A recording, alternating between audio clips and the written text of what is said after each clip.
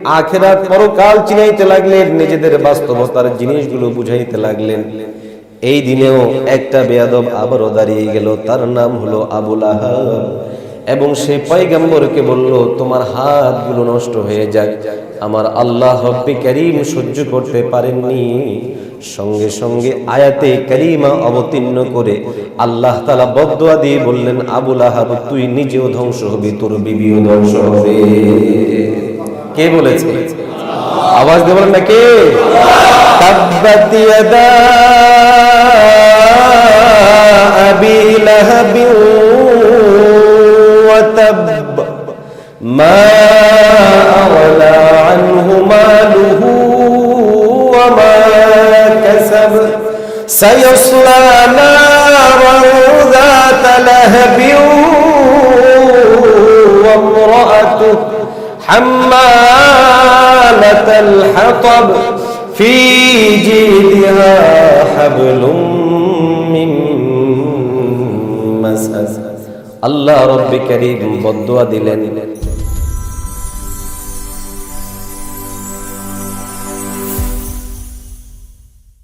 ونستعينه ونستغفره ونؤمن به ونتوكل عليه ونعوذ بالله من شرور أنفسنا ومن سيئات أعمالنا من يهد الله فلا مضل له ومن يضلله فلا هادي له وأشهد أن لا إله إلا الله وأشهد أن محمدا عبده ورسوله أرسله بالحق بشيرا ونذيرا وداعيا إلى الله بإذنه وسراجا منيرا أما بعد فقد قال الله تبارك وتعالى أعوذ بالله من الشيطان الرجيم بسم الله الرحمن الرحيم لقد من الله على المؤمنين إذ بعث فيهم رسولا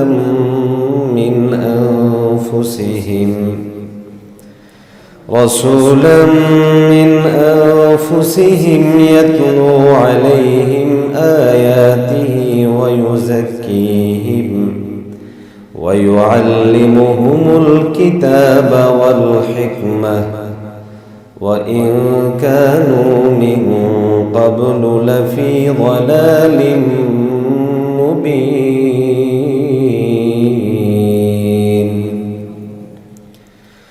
وقد قال رسول الله صلى الله عليه وسلم الجهاد ماض إلى يوم القيامة أو كما قال عليه الصلاة والسلام صدق الله مولانا العظيم وصدق رسوله النبي الكريم ونحن على ذلك من الشاهدين والشاكرين والحمد لله رب العالمين الحمد لله মহান রব্বে কারীমের দরবারে লাখ কোটি শুকরিয়া আদায় করছি যে আল্লাহ রাব্বুল আলামিন আমাদেরকে ঐতিহাসিক মরিয়ম বিবি শাহী মসজিদের উদ্যোগে আয়োজিত সপ্তাহব্যাপী এই সিরাতুন নবী সাল্লাল্লাহু আলাইহি ওয়াসাল্লাম প্রোগ্রামের আজকের এই পঞ্চম দিনে আসার এবং বসার তৌফিক দান করেছেন। এজন্য সকলে মনপ্রাণ খুলে বলি আলহামদুলিল্লাহ। মুহতারাম হাজিরিন, আপনারা নিশ্চয় অবগত হয়েছেন এবং পোস্টারেও আমাকে আলোচ্য বিষয় দেওয়া হয়েছে রাসূলুল্লাহ সাল্লাল্লাহু আলাইহি ওয়াসাল্লামের সিরাতের অন্যতম পাঠ নবীজি মুহাম্মদুর রাসূলুল্লাহ সাল্লাল্লাহু আলাইহি ওয়াসাল্লামের বিপ্লবী জীবন সম্পর্কে আলোচনা করার জন্য। এই বিষয়ের উপর আলোচনা করার উদ্দেশ্যে আমি আপনাদের সামনে মহাগ্রন্থ আল কোরআনুল কারীমের সূরাত আলে ইমরানের 164 নম্বর আয়াতে কারীমা তেলাওয়াত করেছি এবং নবীজি মুহাম্মদুর রাসূলুল্লাহ সাল্লাল্লাহু আলাইহি ওয়াসাল্লামের মুখ নিঃসৃত বাণী হাদিস সমূহ থেকেও একখানা হাদিস পেশ করেছি। আল্লাহ তাআলা তৌফিক দান করলে আপনারা সঙ্গ দিলে সুনির্দিষ্ট সময়ে নির্ধারিত বিষয়ের উপর কিছু আলোকপাত করব। শুনবেন তো ইনশাআল্লাহ? সঙ্গ দিবেন তো ইনশাআল্লাহ? আল্লাহ তাআলা আমাদেরকে তৌফিক দান করেন, সকলে বলি আমিন। আমরা যে মাজলিসে বসেছি খুশি না খুশি? মাশাআল্লাহ। দ্বিতীয় শব্দ আমার বলতেও হয়নি। অ্যাক্টিভ শ্রোতা থাকলে আলোচকের আলোচনা করেও তৃপ্তি পাওয়া যায়। বিপ্লব অত্যন্ত গুরুত্বপূর্ণ একটি শব্দ।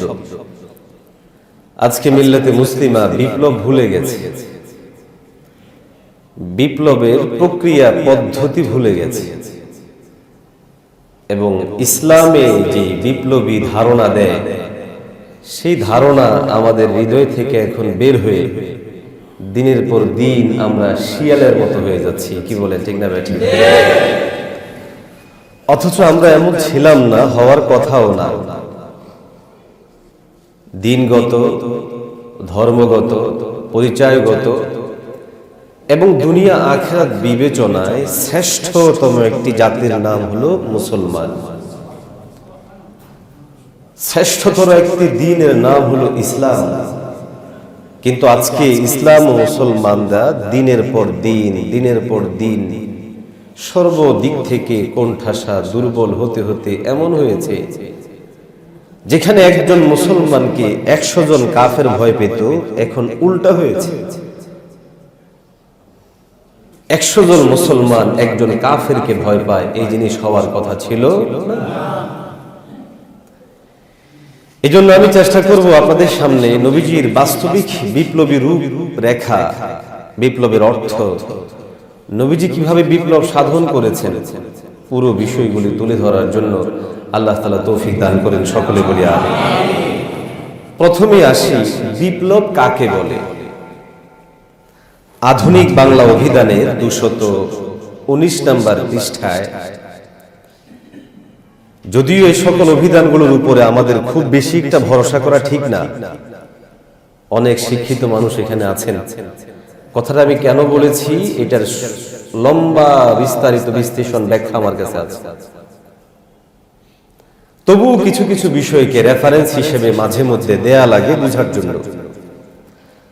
কারণ এই উপমহাদেশে আমাদেরকে কোণঠাসা করার জন্য সুকৌশলে যে কয়েকটা পথ অবলম্বন করা হয়েছে, এর মধ্যে একটা হচ্ছে আমাদের শিক্ষাধারার পরিবর্তন, আমাদের ইতিহাসের বিকৃতি, সর্বোপরি আমরা এই পরিচয় আমাদের কাছ থেকে ভুলিয়ে দেওয়া হয়েছে। আর এই পুরোটাই করা হয়েছে শিক্ষার নামে, শিক্ষাধারার মাধ্যমে। নতুন একটা প্রজেক্ট দেওয়া হয়েছে, যারা দেখতে আমাদের মতো, নামেও মুসলমান কিন্তু টোটালি মিল্লাতে মুসলিমার বিরুদ্ধে অবস্থানকারী আছে না যায়। এই জন্য হালকা করে টাচ দিয়ে রাখলাম, এগুলোর উপর খুব বেশি একটা ভরসা রাখা যাবে না। তো আধুনিক বাংলা অভিধানে 219 নম্বর পৃষ্ঠায় বিপ্লবের অর্থ লিখেছে রাষ্ট্র, সমাজ ইত্যাদির আমূল বা মৌলিক পরিবর্তন সাধন, এটাকে বলা হয় বিপ্লব। আরবি প্রতিশব্দ হলো ইনকিলাব, তাহরিক। তো ইনকিলাব শব্দটা অধিকতর যুক্তিযুক্ত। ইনকিলাব শব্দের অর্থ আমূল পরিবর্তন করা, পরিবর্তন সাধন করা। নবীজি মুহাম্মদুর রাসূলুল্লাহ সাল্লাল্লাহু আলাইহি ওয়াসাল্লাম বিপ্লব করেছেন, ইনকিলাব করেছেন, পরিবর্তন সাধন করেছেন, আমূল পরিবর্তন করেছেন।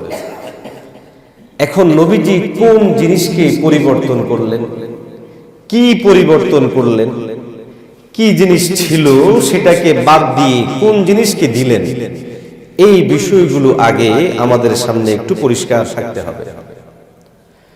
আরেকটা বিষয় আমাদের সামনে থাকা চাই, সেটা হলো নবীজির কর্মসূচি কি ছিল, কোন কর্মপন্থায়, কোন কর্মসূচি অবলম্বন করে নবীজি মুহাম্মদুর রাসূলুল্লাহ সাল্লাল্লাহু আলাইহি ওয়াসাল্লাম এত বড় বিপ্লব সাধন করলেন যে মাত্র 23 বছরে লক্ষাধিক মানুষ তার অনুসারী হয়ে গেল। এরপরে মাত্র 8 থেকে 10 বছরে গোটা অর্ধজাহান মিল্লাতে মুসলিমার করতলগত হয়ে গেল এবং এভাবে সারা পৃথিবীময় ছড়িয়ে গেল। কোন সেই জিনিস? আজকে তো মিডিয়ায় প্রকাশ করে ইসলাম মানে হলো এমন একটা ধর্ম যেটায় মানুষকে কোণঠাসা করে ফেলা হয়, উপস্থাপন করা হয় না, হয় না? ইসলামী আইনের নাম যদি আপনি মুখে নেন, একটা মানুষকে গালি দিলে এরকম পরিমাণ রাগ হয় না, ইসলামী আইন প্রতিষ্ঠার কথা বললে মুসলমান নামের অনেক ভাইয়েরা এই পরিমাণ ক্ষিপ্ত হয়ে ওঠে। আশ্চর্য! হারামকে, অন্যায়কে প্রতিষ্ঠিত করতে বদ্ধপরিকর মানুষগুলো যখন আপনি বলবেন কোরআনের রাজ প্রতিষ্ঠিত করা হোক, সঙ্গে সঙ্গে বলবে আর কিছু হোক বা না হোক এই জিনিসকে হইতে দেওয়া যাবে না। প্রশ্ন হলো, ইসলামী আইনে এমন কি ভুল জিনিস আছে যে ইসলামী আইন প্রতিষ্ঠা করা যাবে না? কোরআনে এমন কি ভুল জিনিস আছে যে জিনিসের কারণে কোরআনকে ব্যক্তি, পরিবার, সমাজ এবং রাষ্ট্রের চূড়ান্ত জায়গায় অধিষ্ঠিত করে মানুষকে কোরআনী শাসনে পরিচালিত করা যাবে না? এমন কোন বস্তু রয়েছে ইসলামী ইতিহাসে যে ইতিহাস মানুষকে পড়তে দেয়া হবে না? এমন কোন বিষয় রয়ে গেছে সাহাবায়ে কেরামদের জীবনীর মধ্যে যেই জীবনীগুলো আমাদের শিক্ষাঙ্গন থেকে উঠিয়ে দেওয়া হলো? এমন কি জিনিস রয়ে গেছে আজকে মিল্লাতে মুসলিমার প্রতিটা বাচ্চাকে যখন ইসলামকে শূন্য করা হচ্ছে বারবার প্রশ্ন জাগে কি আছে এগুলোতে? একটাই সহজ উত্তর, সেটা হলো চোরদের চুরি বন্ধ হবে, ডাকাতদের ডাকাতি বন্ধ হবে, দুর্নীতিবাজদের দুর্নীতি বন্ধ হবে। এই জন্যই তারা ইসলামী আইনকে সহ্য করতে পারে না। যদি সেই জিনিসগুলো তারা বুঝতো, খোদার কসম কেটে বলি, ন্যায় সঙ্গত ভাবে আজকে তারা অন্যায় ভাবে যা কামাই করে, ন্যায় সঙ্গত ভাবে এর তুলনায় অনেক বেশি পরিমাণ কামাই করতে পারত। ইসলামে ব্যক্তিগত অধিকার আছে না নাই? একটু কথা বলা লাগবে, আছে না নাই? পারিবারিক অধিকার, সামাজিক, রাষ্ট্র পরিচালনার জন্য নীতিমালাগুলো, সমস্ত জিনিস আছে। আমি খোদার ঘরে মসজিদে বসে সুস্পষ্ট বলছি, এমন একটা আইনে, এমন একটা বিধানে, এমন একটা আয়াতে, এমন একটা বিন্দু পরিমাণ বস্তু দেখানো যাবে না যেটা মানবিকতা বিরোধী, মানব বিরোধী, মানুষের স্বভাব বিরুদ্ধ। ন্যায়সঙ্গত ভাবে যা চায় সবকিছু যে ধর্মে আছে সেই ধর্মের নাম হলো ইসলাম। কিন্তু এরপরও প্রতিষ্ঠিত করতে দেয়া হচ্ছে না। প্রতিষ্ঠা করতে বললেই গায়ে আগুন জ্বলে উঠছে। কেন? উত্তর একটাই, সেটা হলো এই জিনিসগুলো করলে তারা অন্যায় করতে পারবে না, ঝামেলা পাকাতে পারবে না, এই জন্যই মুসিবতগুলো নিয়ে আসে। তো যাই হোক, নবীজি মুহাম্মদুর রাসূলুল্লাহ সাল্লাল্লাহু আলাইহি ওয়াসাল্লাম কোন জিনিসের আমূল পরিবর্তন করলেন জানার জন্য আগে আমাদের জানতে হবে যে ওই সময়কালীন আরবের অবস্থা কি ছিল। আমরা তদানীন্তন আরবের অবস্থাকে কয়েকটা ভাগে ভাগ করতে পারি। তাদের ধর্মীয় অবস্থা, তাদের ব্যক্তিগত অবস্থা, সামাজিক অবস্থা, রাজনৈতিক অবস্থা, অর্থনৈতিক অবস্থা এবং নৈতিক অবস্থা। এই জিনিসগুলোর দিকে যদি তাকাই, এক নাম্বার ধর্মীয় অবস্থার দিকে যদি কোনো তাকাই, আফসোস, বেদিন বদ্দিন মুশরিক কাফেরে ভরপুর ছিল। বাইতুল্লাহর চতুর্পাশে তাওয়াফ করতে বটে, কিন্তু সেটা কিভাবে ছিল? উলঙ্গ ভাবে। জানা নেই আপনাদের? উরিয়ানান কানু ইয়াতুফুনা উরিয়ানান, একেবারে উলঙ্গ হয়ে তারা তাওয়াফ করত। তাদের দৃষ্টিতে এটা ইবাদত ছিল, কিন্তু এটা আসলে ইবাদত না, বিকৃত রূপ। আল্লাহ রব্বি কারীমের যেই পরিচয়, সেই পরিচয় ভুলে গিয়ে তারা মূর্তির পিছনে পড়ল, কেউ আগুনের পিছনে পড়ল, কেউ তো একেবারে টোটাল দিন ছেড়ে দিল। এই জন্য কোন ঐতিহাসিকগণ আরবের তদানীন্তন অবস্থানকারীদের ধর্মীয় অবস্থাকে বিশ্লেষণ করেছেন। তাদের মধ্যে 4 শ্রেণীর মানুষ ছিল। এক নাম্বার হলো মুশরিক, দ্বিতীয় নাম্বার হলো আহলে কিতাব, তৃতীয় নাম্বার হলো আবিদুন নার, অগ্নি পূজক, 3 নাম্বার হলো বেদিন মুরতাদ, নাস্তিক, যারা কোনো ধর্মে বিশ্বাস করে না। এই 4 শ্রেণীর মানুষ ওই সময়ের মধ্যে ছিল। আরো বিভিন্ন শ্রেণী থাকতে পারে, কিন্তু মৌলিকভাবে 4 শ্রেণী। এক নাম্বার মুশরিক, দ্বিতীয় নাম্বার কথা বলেন আহলে কিতাব। পরীক্ষা হবে তো আপনাদের, আবার এই জন্য শিখিয়ে দিচ্ছি যেন পাস করতে পারেন ইনশাআল্লাহ। 3 নাম্বার হলো অগ্নি পূজক, 4 নাম্বার বেদিন, আজকের দিনে নাস্তিক, যারা কোনো দিন বিশ্বাস করে না, ধর্ম বিশ্বাস করে না, বেদিন। এরা ছিল এই 4 শ্রেণীর মানুষ। নবীজি মুহাম্মদুর রাসূলুল্লাহ সাল্লাল্লাহু আলাইহি ওয়াসাল্লাম আল্লাহ রব্বি কারীমের পক্ষ থেকে ওয়াহী প্রাপ্ত হয়ে এই পুরো সমাজ ব্যবস্থায়, ধর্মীয় অবস্থানে এই বিক্ষিপ্ত অবস্থাকে পরিবর্তন সাধন করলেন, ইনকিলাব, বিপ্লব সাধন করলেন।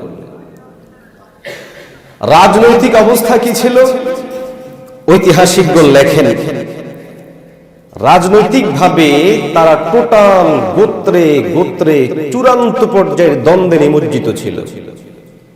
কোন কোন ঐতিহাসিক লেখেন ওদের গোত্রীয় দ্বন্দ্ব এত চূড়ান্ত পর্যায়ে ছিল, আমরা অনেক সময় মারা যাওয়ার আগে ছেলে পেলেদেরকে ওসিয়ত করে যায়, ভালো করে চলবা, কারো সাথে মারামারি করবা না। তারা ওসিয়ত করতো অমুক বংশকে শেষ করা পর্যন্ত তোমরা যেন দম না ফেলো। নাউজুবিল্লাহ, আসতে বলেন। গোত্রীয় দ্বন্দ্ব এরকম চূড়ান্ত পর্যায়ে ছিল। দ্বিতীয় নাম্বার হলো দুর্বলদের উপর সবলদের জুলুম। তখনও ছিল, এখনো আছে, আগামীতেও চলবে, এটা পৃথিবীর সিস্টেম। 3 নাম্বার অবৈধ গোত্রপ্রীতি, যেটাকে তাআসসুব বলা হয়। আমার গোত্রের লোক, আমার দলের লোক, আমার লোক সব মাপ, আমার লোক না ডান থেকে বামে যাবে তো কালকে জেলে পুরানো হবে, আছে না নাই? এটাকে বলা হয় অবৈধ স্বজনপ্রীতি, তাআসসুবী। রাজনৈতিক পরিস্থিতির 3টা দিক উল্লেখ করলাম। নাম্বার 1, গোত্রীয় দ্বন্দ্ব ছিল চূড়ান্ত পর্যায়ে। দ্বিতীয় নাম্বার হলো দুর্বলদের উপর সবলদের জুলুম ছিল, তাও চূড়ান্ত পর্যায়ে। 3 নাম্বার হলো অবৈধভাবে তাদের মধ্যে গোত্রপ্রীতি ছিল। উসওয়ায়ে হাসানা নামক নবীজি মুহাম্মদুর রাসূলুল্লাহ সাল্লাল্লাহু আলাইহি ওয়াসাল্লামের জীবনের উপর একটা ছোট্ট গ্রন্থ আছে। যদি আপনাদের সময় হয়, সুযোগ হয়, এখানে হয়তো অনেক গ্রন্থাকার, লেখক বা ব্যবসায়ীরা আছেন। উসওয়ায়ে হাসানা, নবীজির জীবনের উপর লেখা একটা চমৎকার গ্রন্থ, পড়ে নেবেন, আশা করি উপকৃত হবে। তো রাজনৈতিক প্রেক্ষাপট ছিল। আজকের হালত দেখলেও আমরা অনেক কিছু অনুমান করতে পারি যে মানুষ মানুষের উপর কিভাবে জুলুম করে, পক্ষ গেলে কিভাবে ছাড় দেয়, বিপক্ষে গেলে কিভাবে চেপে ধরে, এটা যুগে যুগেই হয়ে থাকে। 3 নাম্বার হলো সামাজিক অবস্থা। সামাজিক অবস্থা ছিল একেবারেই বাজে। সামাজিকতা বলতে মানুষের মধ্যে ন্যূনতম কোনো সৌজন্যবোধ ছিল না। এর মধ্যে আমি শুধু 2টো উদাহরণ দিচ্ছি। নারী জাতি সবচেয়ে সম্মানের, আদরের, এজাজের, ছাড় দেওয়ার। ইসলামের সূচনা লগ্ন থেকে আজ পর্যন্ত ইসলাম নারী জাতিদেরকে এত বেশি পরিমাণ অধিকার দিয়েছে, এত বেশি পরিমাণ তাদেরকে উন্নত জায়গায় রেখেছে। কোন মতবাদ, কোন ধর্ম, কোন দল, কোন ব্যক্তি ওয়াল্লাহি আল্লাহর শপথ কেটে বলি এই পর্যন্ত জিনিস দিতে পারবে না। সামাজিক ভাবে নারীদেরকে এতটাই নষ্ট, ভ্রষ্ট এবং বাজে অবস্থায় নিয়ে যাওয়া হয়েছিল। ঐতিহাসিকগণ লেখেন যে বৈধভাবে বিয়ের সংখ্যা ছিল খুবই কম। বৈধভাবে বিয়ের সংখ্যা ছিল খুবই কম। নারীদেরকে পণ্য মনে করা হতো। এর মধ্যে একটা বিবাহ ছিল নেকাহে ইস্তিবজা। এটা হলো কতটা নিচু হলে একজন ব্যক্তি তার স্ত্রীকে সমাজপতি, ক্ষমতাধর তাদের ঘরে নিয়ে দিয়ে আসতো বিভিন্ন স্বার্থ সিদ্ধির জন্য। আজকের দিনে নিজের স্ত্রীকে না দিলেও অনেক কলেজে, অনেক ইউনিভার্সিটিতে, অনেক রাজনৈতিক নেতা কর্মীদেরকে উপরের কমান্ডারদের ফোনের জবাব দিয়ে তাদের শয্যা সঙ্গী হতে হয়। আসে না রেকর্ড? পত্রিকা আসে না? আসে না? এই বিষয়গুলো তখনও ছিল নেকাহে ইস্তিবজা। বাস মনোরঞ্জন করতে হবে বসের, ফোন দিয়েছেন যেতে হবে, ফোন দিয়েছেন উপরস্থ মানুষ যেতে হবে, ফোন দিয়েছেন অফিসার যেতে হবে। নারীদেরকে এইভাবে লাঞ্ছিত, অপমানিত করা হতো। নারীদের প্রতি পতিতাবৃত্তির একটা সিস্টেম তখনও চালু ছিল।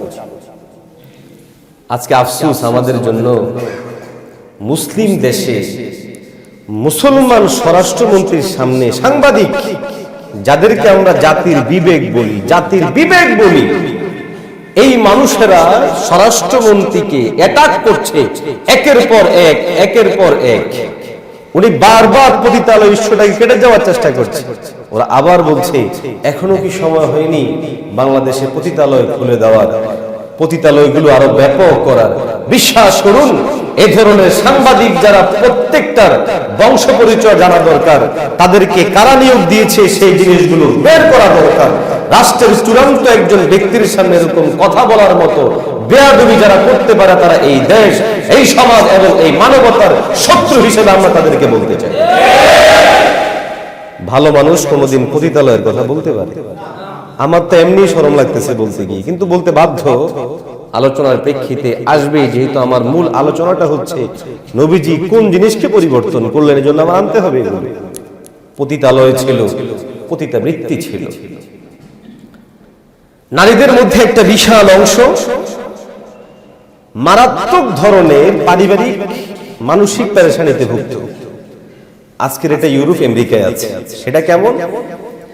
এক একটা নারী যেই কোনো পুরুষ থেকে চয়েস করত, সেই পুরুষের শয্যা সঙ্গী হতে হতো, এই খেয়ালে যে এই পুরুষটা হয়তো আমাকে পছন্দ করে আমাকে বিয়ে করবে।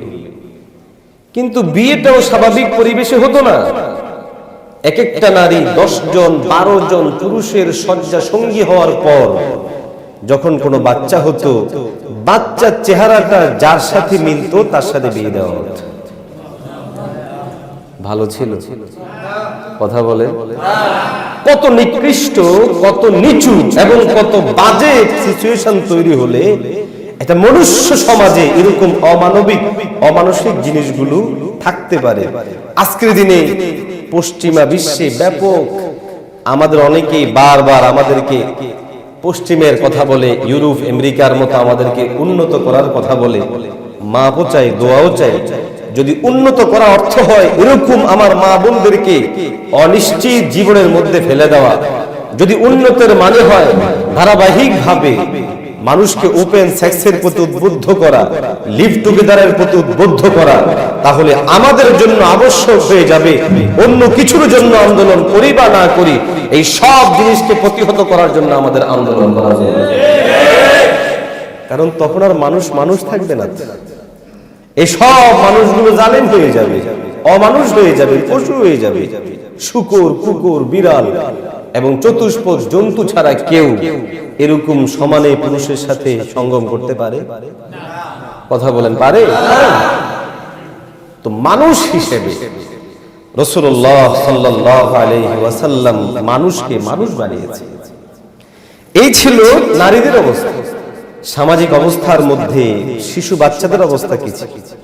ইতিহাস সাক্ষী, শিশু বাচ্চা মধ্যে যখন কেউ মেয়ে হতো তখন সে লজ্জায় কখন তাকে মেরে ফেলবে এই টার্গেটে। কোরআনুল কারীমের মধ্যে রব্বি কারীম স্পষ্ট করে বলছেন, قال الله تبارك وتعالى وإذا بشر أحدهم بالأنثى ظل وجهه مسودا। আল্লাহ রব্বি কারীম বলে, ও দুনিয়াবাসী শোনো, আমি আল্লাহ রব্বুল আলামিন তাদেরকে কন্যা সন্তান দিয়েছি, মেয়ে সন্তান দিয়েছি, তারা আনন্দিত হওয়ার কথা, খুশি হওয়ার কথা। কিন্তু এই মানুষগুলো আনন্দ খুশি হওয়া বহু দূরের কথা, তার কানে গিয়ে যখন বলা হতো তোমার একটা মেয়ে সন্তান হয়েছে, সঙ্গে সঙ্গে তাদের চেহারাগুলো কালো হয়ে যেত। এই ছিল সামাজিক অবস্থা। রাজনৈতিক অবস্থা গেল, সামাজিক অবস্থা গেল, অর্থনৈতিক অবস্থা। অর্থনীতির অধিকাংশটাই ছিল সুদ ভিত্তিক। সুদ ভিত্তিক অর্থনৈতিক ব্যবস্থাপনা হালাল না হারাম? কথা বলেন, হালাল না হারাম? তাহলে আরবের অবস্থা আমাদের সামনে পরিষ্কার হলো। ধর্মীয় ভাবে সব বেঈমান। যাও কিছু মানুষ আল্লাহকে বিশ্বাস করত কিন্তু প্রকৃত দ্বীনের উপর ছিল না, যা করত সব বিকৃত। রাজনৈতিক অবস্থা ছিল তিনটা খারাপ দিক উল্লেখ করেছি। সামাজিক অবস্থা ছিল খারাপ, নৈতিক অবস্থা ছিল বাজে, অর্থনৈতিক অবস্থা ছিল সুদ ভিত্তিক। এমন একটি অন্ধকারাচ্ছন্ন সমাজে আগমন করলেন সরওয়ারে কায়নাত, আকায়ে নামদার, তাজদারে মদিনা, নবীজি মুহাম্মদুর রাসূলুল্লাহ সাল্লাল্লাহু আলাইহি ওয়াসাল্লাম। বিষয়টা কি চ্যালেঞ্জিং না চ্যালেঞ্জিং না? যেই মানুষগুলো ক্ষমতায় ছিল চূড়ান্ত উগ্র, বিরুদ্ধে যাবি খবর আছে। যেই মানুষগুলো নেতা সেজেছিল, নেতাদের অবস্থাও ছিল ওইরকম, যা বলবা আমাদের পক্ষে বলতে হবে, একটু আটটু বিরুদ্ধে বলবা তাহলে কিন্তু খবর আছে। এটা কি হয়নি নবীজির সাথে? হয়েছে। নবীজির বিপ্লবী জীবন শুরু, পরিবর্তনের আন্দোলন শুরু। রব্বি কারীম ওয়ার্ডার করলেন, قال الله تبارك وتعالى ادع إلى سبيل ربك بالحكمة والموعظة الحسنة وجادلهم بالتي هي أحسن। আল্লাহ রাব্বুল আলামিন পয়গম্বর আলাইহিস সালাতু ওয়াস সালামকে ওয়াদা দিয়ে দিলেন, উদউ ইলা সাবিলি রাব্বিক, হে রাসূল আপনি দায়ীর ভূমিকায় অবতীর্ণ হন, দাওয়াতি কাজ চালিয়ে যান। তিনটা স্তরে আপনি দাওয়াতি কাজ করবেন। এক নাম্বার হলো বিল হিকমা, দ্বিতীয় নাম্বার হলো ওয়াল মাউইজাতিল হাসানা, তৃতীয় নাম্বার হলো ওয়াজাদিলহুম বিল্লাতি হিয়া আহসান। ও পয়গম্বর, এই তিনটা পদ্ধতিতে, তিনটা স্টেপে, তিন সিস্টেমে আপনি দাওয়াতি কাজ চালিয়ে যান। মক্কার জীবনে পয়গম্বর আলাইহিস সালাতু ওয়াস সালাম দাওয়াতি কাজ আরম্ভ করলেন। ঐতিহাসিকগণ বিশ্ব নবীর মক্কি জীবনের 13 বছরকে তিনটি ভাগে ভাগ করেন। এক নাম্বার হলো গোপন ভাবে দাওয়াতি কাজ পরিচালনা করা। দীর্ঘ 3 বছর আল্লাহর হাবিব সাল্লাল্লাহু আলাইহি ওয়াসাল্লাম গোপনে দাওয়াতি কাজ পরিচালনা করলেন। একেবারে গোপনে, কারো যেন না দেখে না শুনে, এমন গোপন অবস্থার মধ্যে আল্লাহর হাবিব ইসলামের দাওয়াত দিলেন। 3 বছর পর্যন্ত সেই দাওয়াতের বদৌলতে মুসলমান হয়ে গেল হযরতে খাদিজা, হযরতে আবু বকর, হযরতে আলী, হযরতে সাদ, হযরতে যায়েদ। সুবহানাল্লাহ। কয় বছর? আর রইল কয় বছর? 10 বছর। মক্কি জীবনে আর বাকি রইল কয় বছর? 10 বছর। এই 10 বছরের মধ্যে চতুর্থ বছর থেকে নিয়ে শুরু করে মদিনায় হিজরত পর্যন্ত এবং এর ফাঁকে নবীজি আর দুই প্রক্রিয়া দাওয়াত দিয়েছে। একটা হলো প্রকাশ্যে, রব্বে কারীমের ওয়ার্ডার হয়ে গেল, আল্লাহ তাআলা ইরশাদ করেন, قال الله تبارك وتعالى وأنذر عشيرتك الأقربين। রব্বে কারীমের পক্ষ থেকে ওয়ার্ডার হলো, হে পয়গম্বর, আপনি আপনার নিকটাত্মীয় যারা তাদেরকে আপনি দাওয়াত দেন, তাদেরকে আপনি দাওয়াত দিতে আরম্ভ করেন। সূরা শুআরা আয়াত নাম্বার 214। আল্লাহর হাবিব সাল্লাল্লাহু আলাইহি ওয়াসাল্লাম দাওয়াত দিতে গেলেন বনু হাশিমকে। তাদেরকে ডাক দিয়ে বলে, হে বনু হাশিম, তোমাদের আমাদের রব একজন, তিনি হলেন কে?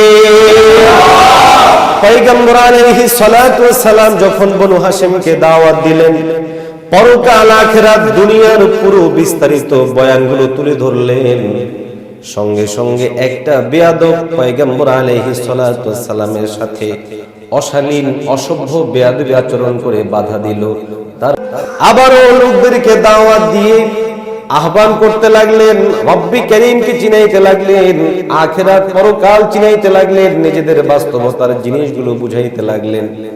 এই দিনেও একটা বেয়াদব আবারও দাঁড়িয়ে গেল, তার নাম হলো আবু লাহাব, এবং সে পয়গম্বরকে বলল, তোমার হাতগুলো নষ্ট হয়ে যাক।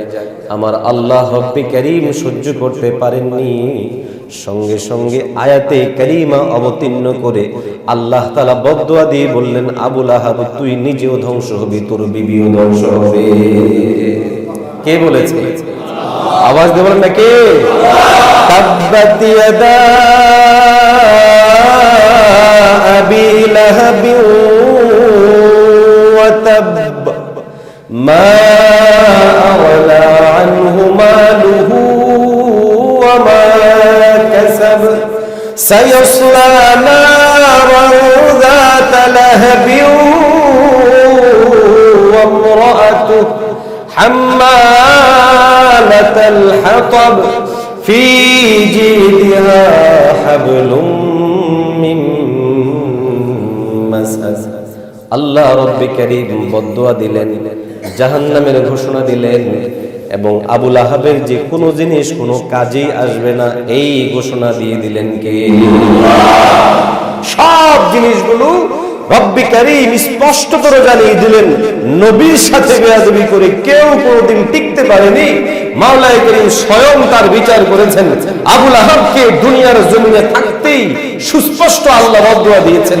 এইজন্য আমরা যখন কোন নবীর দুশমনকে বদদুয়া দিই, আমাদের অনেক অবুঝ ভাই বলে যে হুজুর কেন বদদুয়া দেন? আরে এই ধরনের বেয়াদবগুলোকে ছাড়ার কোন সুযোগ নেই। আল্লাহ বদদুয়া দিয়েছেন, আমরাও দিব। কোন কুলাঙ্গার আমার নবীকে নিয়ে শব্দ চয়ন করে বেয়াদবি করবে, সেটাও সহ্য করা হবে না। লিখার মাধ্যমে বেয়াদবি করবে, মুসলমান সহ্য করতে পারবে না। যেই কোনো ভাবেই বেয়াদবি করে প্রতিহত করা মুসলমানদের জিম্মাদারি। এটা মুসলমানিত্ব, এটা ঈমান। সব জিনিস নিয়ে তামাশা চলে নাকি? কথা বলে না, সব জিনিস নিয়ে তামাশা। নবীজির শান, নবীজির মান সব থেকে উঁচু। আমার নেতার চেয়েও, আমার চেয়েও, কথা বলেন না, আমার বাবার চেয়েও, আমাদের সব কিছুর চেয়েও ঊর্ধ্বে যার মান মর্যাদা, তিনি হচ্ছেন আমাদের নবী। আওয়াজ দেন ঠিক না? তো নবীজি প্রথম কাজ করলেন দাওয়াহ ইলাল্লাহ, দাওয়াত দিলেন। তিনটা সম্মেলন করলেন। কোথায় কোথায়? এক নাম্বার বনু হাশিমে। এক নাম্বারটা কোথায়? দ্বিতীয় নাম্বারটা করলেন নিজের গোত্রের মানুষদের মাঝে। তিন নাম্বারটা করলেন কোথায়? সাফা পাহাড়ে। মাশাআল্লাহ, সাফা পাহাড়ে সব জায়গার মধ্যে বেয়াদবি করেছে যে তার নাম। আজকেও আবু লাহাবের যারা বংশধর, ফ্রান্সের যে লোকগুলো আছে, কিন্তু বেয়াদবি করে এদের লাভ হয়েছে না লস হয়েছে? অনেক মুসলমান ব্যক্তিগত জীবনে সুন্নত মোটেও মানে না, কিন্তু নবীর শানে বেয়াদবি হওয়া যখন শুনেছে তখন কিন্তু আর সহ্য করে নাই। আওয়াজ দেন ঠিক না? এটাই আল্লাহ রব্বে কারীমের কুদরত। ইউরিদুনা লিইউতফিউ নূরাল্লাহি বিআফওয়াহিহিম ওয়াল্লাহু মুতিম্মু নূরিহি। আল্লাহ রব্বি কারীম বলে তারা চায় রব্বি কারীমের নূরকে তারা ফু দিয়ে নিভিয়ে দিবে। আল্লাহ বলে আমার ওয়াদা, আমার নূরকে আমি অবশ্যই অবশ্যই পূর্ণতা দান করব। কে পূর্ণতা দান করবেন? ওয়া মাকারু ওয়া মাকারাল্লাহ ওয়াল্লাহু খায়রুল মাকিরিন।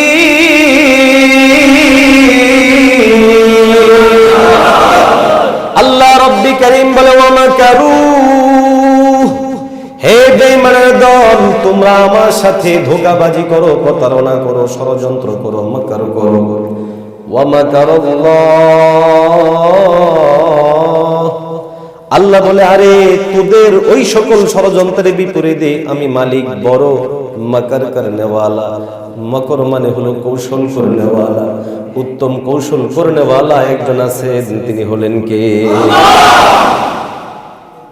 একটু মূল প্রসঙ্গ থেকে যে সামান্য একটু কথা বলে আবার ফিরে আসবো ইনশাআল্লাহ। তাদের চক্রান্তগুলো মাঝে মধ্যে যে ওদের মাথা গিয়ে লাগে, এর জ্বলন্ত একটা উদাহরণ গত 1 থেকে 1.5 বছর আগে ঘটেছিল। ইউরোপিয়ান একটা দেশ ওই যে কোরআনুল কারীমকে জ্বালিয়ে দিয়েছিল। কোথায় যেন দেশটা? নিউজিল্যান্ডে না, না আচ্ছা ভুলে গেছি দেশের নামটা। যাই হোক, সুইডেনে না, ডেনমার্ক, ডেনমার্ক, সুইডেন না, ডেনমার্ক। আশ্চর্য বোধ করে, আরে সভ্য মানুষ সেগুলো কেমনে করে আমাকে বলেন। একটা ধর্মগ্রন্থ, কোটি মানুষ, শত কোটি মানুষ যেই ধর্মকে পালন করে এবং এই কোরআনুল কারীমকে হৃদয়ে মনে মননে লালন করে পালন করে, এই একটা গ্রন্থের মধ্যে আগুন লাগানোটা সভ্যতা, শালীনতা, ভদ্রতা, মনুষ্যত্ব? চূড়ান্ত পর্যায়ের অভদ্র, অশালীন, অমানুষ হলে তাদের পক্ষে সম্ভব, কোন ভদ্র মানুষের পক্ষে সম্ভব না। তো ডেনমার্কে এক জায়গার মধ্যে আগুন লাগাইছিল। ওই মাজলিসে আল্লাহর বড় কুদরত, এক যুবক সে কি করলো, যে বেয়াদব আগুন দিচ্ছিল তার বুক বরাবর এক লাথি দিয়ে প্রমাণ করে দিল আমি আমার জীবনের মায়া করি না, আমি কোরআনকে সবচেয়ে বেশি ভালোবাসি। এটা মুসলমান। এবং এর পরের দিন থেকে শুধু ডেনমার্কে না, বরং পুরা ইউরোপে বেদিন বেঈমানের ছেলেরা বড় বড় ডেস্কে সাউন্ড বক্সের মধ্যে কোরআনুল কারীমের তেলাওয়াত লাগায় দিয়েছে। ওয়া মাকারু ওয়া মাকারাল্লাহ, তারা মকর করে আর রব্বি কারীম সেখানে উত্তম কৌশল করেন। কোরআনুল কারীমে আগুন লাগিয়েছিল, মুসলমানদের হৃদয় থেকে কোরআনকে বের করে দিবে। আল্লাহ রব্বি কারীম শুধু ডেনমার্কে নয়, সারা পৃথিবীর যুবকদের হৃদয়ের মধ্যে কোরআনের আলো জ্বালায়া দিলেন। কে করেছে? ফ্রান্সে যেটা ঘটলো, ওইখান থেকে ফিরে আসলাম আমার আলোচনার সাথে রিলেটেড। নবীজি মুহাম্মদুর রাসূলুল্লাহ সাল্লাল্লাহু আলাইহি ওয়াসাল্লামের চেহারা বিকৃত করেছে, তাই না? এবং এটা সমস্ত কাফেরদের ধারাবাহিক কর্মতৎপরতার অংশ। কখনো কখনো বিকৃতভাবে বিকৃতি করে তাদের লক্ষ্য অর্জন করতে চায়, সেটা হলো মুসলমানদের হৃদয় থেকে বিশ্বনবীর মহব্বতকে বের করে দেওয়া। আবার কখনো কখনো ইতিহাস ঐতিহ্য লেখার নাম করে, জীবনী লেখার নাম করেও কখনো কখনো বিকৃত করা হয়। যেমন আল্লাহর নবীর জীবনী লেখা হলে আপনারা খুশি না বেজার? কিন্তু যদি সেই লেখার উদ্দেশ্য হয় বিকৃতি, তাহলে খুশি হওয়ার সুযোগ আছে। ফ্রান্স যেটা করেছে সেটা হচ্ছে ডাইরেক্ট ছবিটাকে বিকৃত করা। কিন্তু আমি একটা ছবি আপনাদেরকে দেখাচ্ছি। এই যে পেজটা দেখতে পাচ্ছেন, দেখা যায় মক্কা শরীফের ছবি, আর একজন লোক দাঁড়িয়ে আছে, ঠিক না? দেখা যায়? এখানে কিন্তু ডাইরেক্ট অ্যাটাক উদ্দেশ্য না, এখানে মূল উদ্দেশ্য ছিল নবীজির জীবনী লেখা। কিন্তু আসলে নবীজির জীবনী লেখা না, বরং জীবনীকে বিকৃত করা।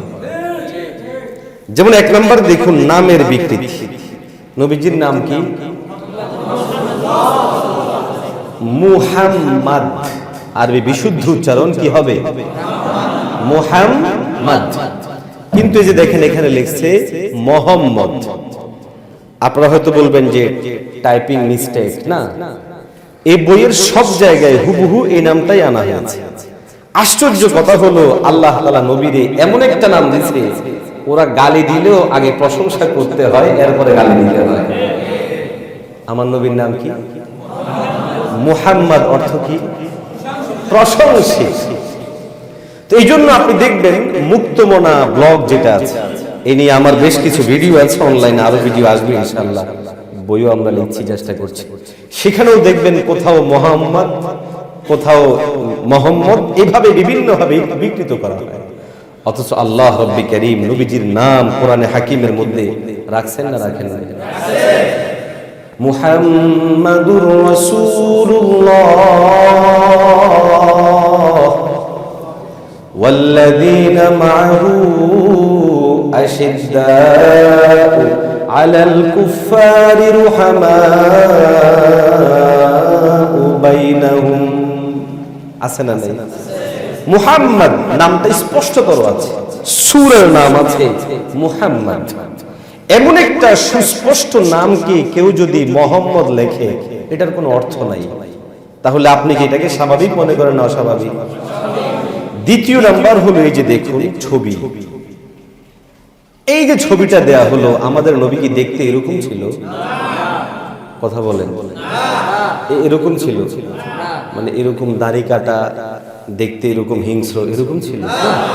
প্রশ্ন হলো, একদিকে ফ্রান্সে যেটা করলো সেটা হচ্ছে ডাইরেক্ট বিকৃতি। এখানে এটা ইন্ডিয়ান একটা ছোটদের জন্য লেখা একটা বই থেকে পেজটা নেওয়া।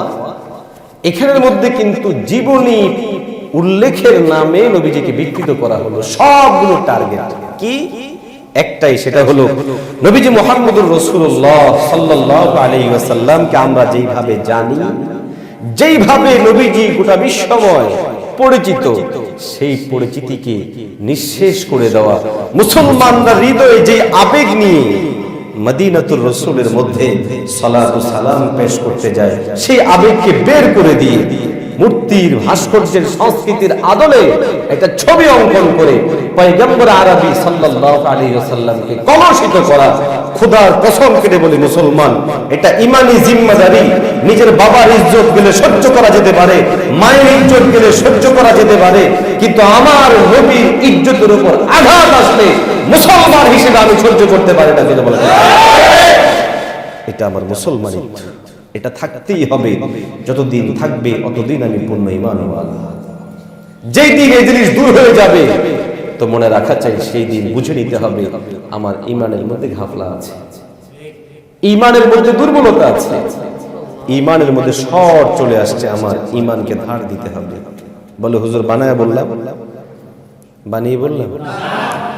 قال رسول الله صلى الله عليه وسلم لا يؤمن أحدكم حتى أكون أحب إليه من والده وولده والناس أجمعين। ও মুমিন মুসলমান, পয়গম্বর আলাইহিস সালাতু ওয়াস সালাম সাহাবায়ে কেরামদেরকে ডাক দিয়ে বলে, তোমরা ততক্ষণ পূর্ণ ঈমানদার হইতে পারবা না যতক্ষণ পর্যন্ত না আমি পয়গম্বর আলাইহিস সালাতু ওয়াস সালামকে ভালোবাসতে পারবে তোমার থেকে, তোমার সন্তান সন্ততি থেকে, তোমার বিবি থেকেও বেশি, মা বাবা থেকেও বেশি, অতক্ষণ পর্যন্ত তোমরা পূর্ণ ঈমানদার হতে পারবে না।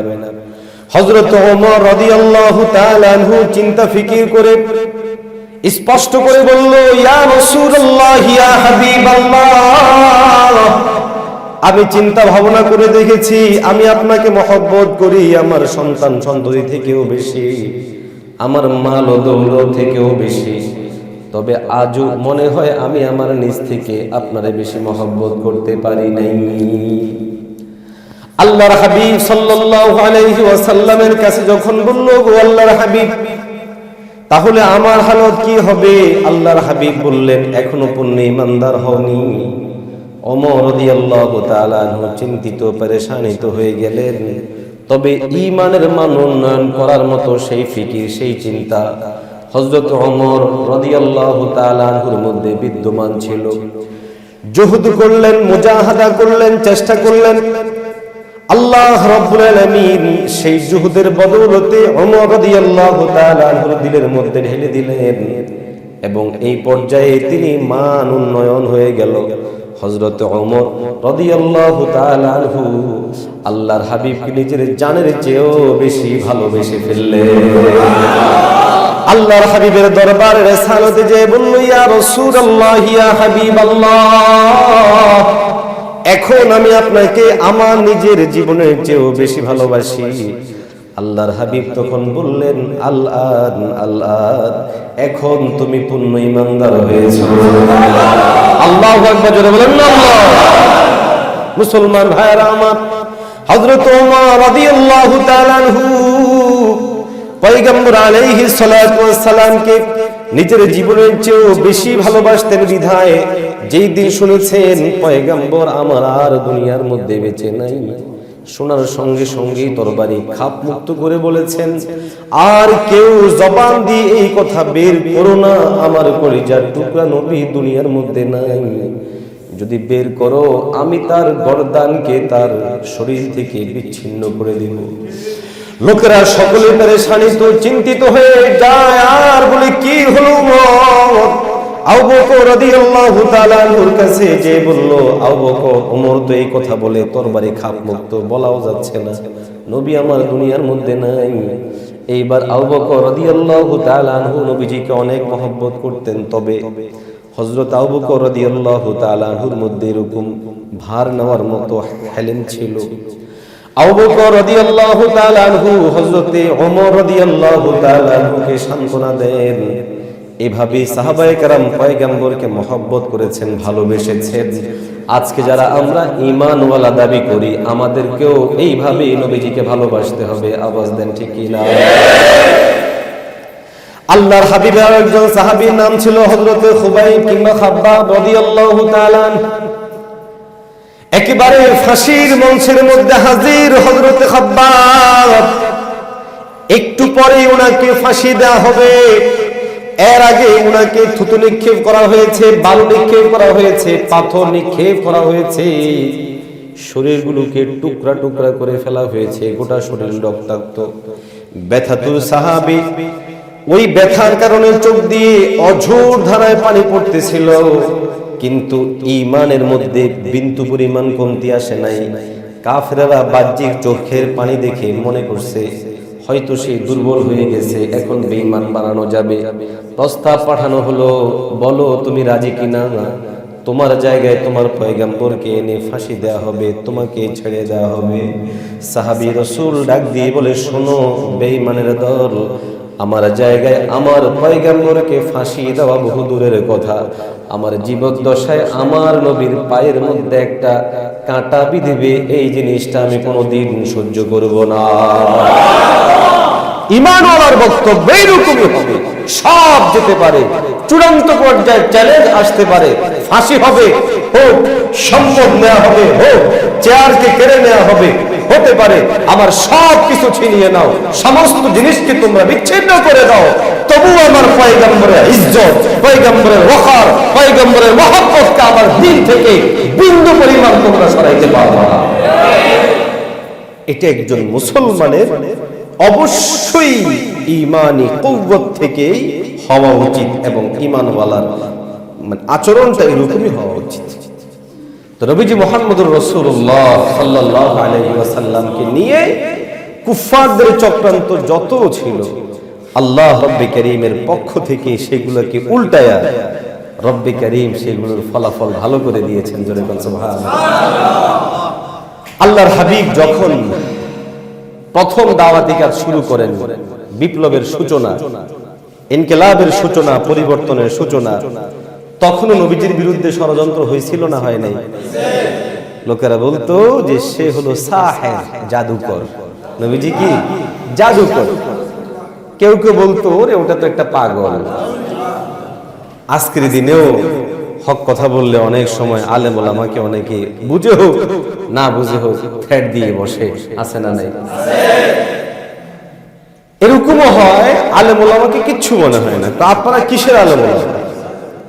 আমরাই বড় আলেম, আমরাই কি বড় আলেম। আপনারা কিসের আলেম হয়েছে? আপনাদেরকে বাপ মা পিঠে আলেম বানাইছে, আমরা নিজেরাই আলেম হয়ে গেছি। এরকম অনেক সময় হয় না? বলে অনেকে বুঝে হোক না বুঝে হোক বলে, হয়তো না বুঝে বলে, কিন্তু এই যে এই বিষয়গুলো কিন্তু ভালো না। যুগে যুগে কালে কালে পয়গম্বর আম্বিয়া আলাইহিস সালাতু ওয়াস সালামদের শানে মানে যে বিষয়গুলো আসতো, ওয়ারিসে আম্বিয়াদের শানে মানে এরকম অনেক জিনিস আসে, আসতেই পারে। তবে হেফাজতের মালিক আল্লাহ। আওয়াজ দিয়ে বলেন না, হেফাজতের মালিক আল্লাহ। ওই সময় নবী কি বলতো? হুয়া সাহির, জাদুকর। লোকেরা বলে বলতো আচ্ছা জাদুকর হইলে হোক, একটু দেখি না জাদুকরটা দেখতে কেমন। বলতো যে লোকটা পাগল, আচ্ছা পাগল হইলে হোক না, কিন্তু দেখি তো ভালো কথাই বলে। এরকম করতে করতে তারাই কি করলো? প্রচার করে দিল, প্রসার করে দিল, ষড়যন্ত্র করে তারা ফলাফলের মধ্যে পৌঁছান কে? আল্লাহ। এটাকে পরিবর্তন করে দেন কে? আল্লাহ। ষড়যন্ত্রকে কল্যাণে ব্যয় করেন কে? আল্লাহ। মুমিন মুসলমান ভাইরা আমার, পয়গম্বর আলাইহিস সালাতু ওয়াস সালাম রব্বি করিমের পক্ষ থেকে দাওয়াহ ইলাল্লাহের আদেশ প্রাপ্ত হয়ে দাওয়াত দিতে আরম্ভ করলেন। 3টা সম্মেলন করলেন। কিছুকাল গোপনে দাওয়াত দিলেন, কিছুকাল প্রকাশ্যে দাওয়াত দিলেন। প্রকাশ্য দাওয়াত দিতে গিয়ে কখনো বনু হাশেম, কখনো বনু কুরাইশ, কখনো সাফা পাহাড়ে বিভিন্ন জায়গার মধ্যে পয়গম্বর দাওয়াতি কাজ করতে আরম্ভ করলেন। ও মুমিন, রেজাল্ট এই দাঁড়ালো কিছু মানুষ রব্বে করিমের দয়ায় মুসলমান হয়ে গেল। একটা মানুষ যখন পরিবর্তন করতে চায় তখন সে নিজেও পরিবর্তন হতে হয়, সেও মাপকাঠিতে চূড়ান্ত পর্যায়ের হতে হয়। আমাদের বিশ্বাস এবং এটাই বাস্তব, নবীজি মুহাম্মদুর রাসূলুল্লাহ সাল্লাল্লাহু আলাইহি ওয়াসাল্লাম ছিলেন এই মাপকাঠিতে চূড়ান্ত পর্যায়ে পাশ করে নেওয়ালা একজন মানুষ। আওয়াজ দেন ঠিক না বেঠিক? আল্লাহর হাবিবকে দুনিয়ার কেউ সংশোধন করেছে? কথা বলে না। আল্লাহর হাবিবের পরিবর্তনটা আপনি আমি আমরা কেউ করেছি? আল্লাহর হাবিব সাল্লাল্লাহু আলাইহি ওয়াসাল্লামের শিক্ষা দিয়েছেন স্বয়ং আল্লাহ। আল্লাহর হাবিবের দীক্ষা দিয়েছেন আল্লাহ, শিক্ষা দিয়েছেন আল্লাহ, দীক্ষা দিয়েছেন আল্লাহ। আর রহমান আল্লামাল কুরআন। আল্লাহ বলে রহমান তিনি কে? আল্লাহ পরিচয় দিয়ে বলে আল্লামাল কুরআন, যিনি কোরআন শিখাইছেন। প্রশ্ন হলো কারে শিখাইলো? উত্তর হলো আরেক সূরার মধ্যে আল্লাহ বলে ইকরা বিসমি রাব্বিকাল্লাযী খালাক। একজন শিক্ষক যেমন তার ছাত্রকে বলে পড়ো, রব্বি করিম পয়গম্বর আলাইহিস সালাতু ওয়াস সালামকে মায়া ভরে বলে পড়ো ইকরা বিসমি রাব্বিকাল্লাযী খালাক। হে নবী পড়ো তার নামে যিনি তোমাকে সৃষ্টি করেছেন, তিনি হলেন কে? আল্লাহ। কেমনে পড়াইছেন? বড় মায়া নিয়ে পড়াইছে, মহব্বত নিয়ে পড়াইছে, দরদ নিয়ে পড়াইছে। প্রমাণ সূরা কিয়ামা। আল্লাহর হাবিবকে যখন আল্লাহ রব্বে করিম জিবরিল আমিনের ওয়াসিতায় পড়াইতেন, আমার নবী উম্মতের মহব্বতে, আমার নবী ওয়াহির মহব্বতে, আমার নবী আল্লাহর মহব্বতে, আল্লাহ রব্বে করিমের মহব্বত, ওয়াহির প্রতি শৌক আর উম্মতের প্রতি দরদের কারণে পয়গম্বর আলাইহিস সালাতু ওয়াস সালাম অস্থির হয়ে যেতেন, যেন আমার থেকে একটা হরফ ছুটে না যায়। বলেন আল্লাহু আকবার। এই জন্য পয়গম্বর আলাইহিস সালাতু ওয়াস সালাম ঠোঁট নাড়ানাড়ি করতেন এবং মুখস্থ ঠোঁটস্থ আত্মস্থ করার চেষ্টা করতেন।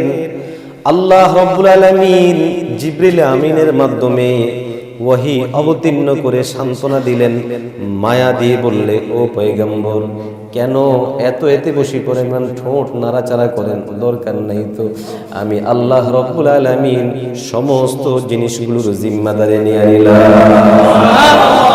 লা তুহাররিক বিহি লিসানাকা লিতা'জালা বিহি ইন্না আলাইনা জামআহু ওয়া কুরআনাহু ফাইযা ক্বরানাহু ফাত্তাবি' কুরআনাহু সুম্মা ইন্না আলাইনা বায়ানাহু। রব্বি কারীম মায়া করে বলে, লা তুহাররিক, ও পয়গম্বর, বেশি বেশি করে ঠোঁট নাড়া দরকার নাই। আমি যা কিছু আপনাকে দিব এর তথ্য, পাঠ, ব্যাখ্যা, বিশ্লেষণ সমস্ত জিনিসগুলোর জিম্মাদারি আমি আল্লাহ নিয়ে নিলাম। কোন একটা বিষয়বস্তু পড়াতে হলে সেখানে কয়েকটা জিনিস লাগে। এক নম্বর হলো বিষয়বস্তু জমা করা, দ্বিতীয় নম্বর হলো জমাকৃত বিষয়বস্তুকে পাঠ করে শোনানো, আর তৃতীয় নাম্বার হলো যা পাঠ করা হলো সেগুলোর ব্যাখ্যা এবং বিশ্লেষণ করা। আল্লাহ তাআলা বলছেন বিষয়বস্তুর জমা করার জিম্মাদারি, কথা বলেন না, কুইজ হবে তো পরে ফেল করবেন, বলেন না কে? দ্বিতীয় নম্বরে পাঠ করার জিম্মাদারি, তিন নম্বরে ব্যাখ্যা বিশ্লেষণের জিম্মাদারি। লা তুহাররিক বিহি লিসানাকা লিতা'জালা বিহি ইন্না আলাইনা জামআহু, আমার উপর জিম্মাদারি হলো বিষয়বস্তু জমা করে দিব, ওয়া কুরআনাহু, পাঠ করে দিব, এরপরে বলেছেন বয়ান করে ফেলার জিম্মাদারিটাও কার? তো আল্লাহ রব্বি কারীম এভাবে পয়গম্বর আলাইহিস সালাতু ওয়াস সালামকে পরিবর্তন করেছেন। শিখানোর জিম্মাদারি নিয়েছেন কে? দীক্ষা এটাও দিয়েছেন আল্লাহ রাব্বুল আলামিন।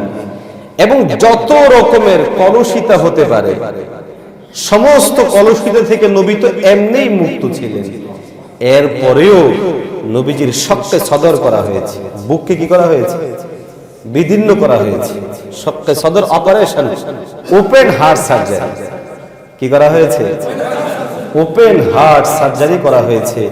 নবীজির কলবকে রব্বে কারীম ধুয়ে দিয়েছেন, পরিষ্কার পরিচ্ছন্ন করে দিয়েছেন। জোরে বলেন সুবহানাল্লাহ। কোন একটা মানুষ বিপ্লব সাধন করতে হলে তার মধ্যে 4টি গুণ থাকতে হয়। আপনারা বিরক্ত হচ্ছেন নাকি? কয়টি গুণ? 1 নম্বর গুণ হলো ইলমে সহিহ ওয়া নাফি', ইলমুন সহিহুন ওয়া নাফি'ুন, বিশুদ্ধ জ্ঞান এবং উপকারী জ্ঞান। কয় নাম্বার? ইলমুন সহিহুন ওয়া নাফি'ুন, বিশুদ্ধ ও উপকারী জ্ঞান। দ্বিতীয় নাম্বার হলো আমালুন সহিহুন ওয়া সালিহুন, বিশুদ্ধ এবং ভালো আমল। কয় নাম্বার? 3 নাম্বার হলো ইখলাসে কামেল, পরিপূর্ণভাবে ইখলাস থাকতে হবে। লোক দেখানো, টাকা কামানো, বাহ বাহ পাওয়া, লোকেরা আমাকে এটা বলবে সেটা বলবে, এই উদ্দেশ্য অর্জন করা জন্য নয়, বরং ইখলাসে কামেল, আমার সব কাজ হবে একমাত্র কার জন্য? 4 নাম্বার হলো ফিকরে সালিম। 4 নাম্বার হলো ফিকরুন সালিম, এমন চিন্তা যেটা সালিম, নিরাপদ, ভালো, সঠিক চিন্তা। খুতবাতে হাকিমুল ইসলামের 7 নম্বর খণ্ডে 181 নম্বর পৃষ্ঠায় কারি মুহাম্মদ তাইয়্যিব রাহমাতুল্লাহি আলাইহি লিখেন, এই 4টি গুণের সব কোটি নবীজি মুহাম্মদুর রাসূলুল্লাহ সাল্লাল্লাহু আলাইহি ওয়াসাল্লাম। আর আস্তে কথা সুবহানাল্লাহ। 4টা গুণ কি কি? 1 নাম্বার ইলমুন সহিহুন, দ্বিতীয় নাম্বার হলো আমলে সহিহ, 3 নাম্বার ইখলাসে, 4 নাম্বার ফিকরে সালিম।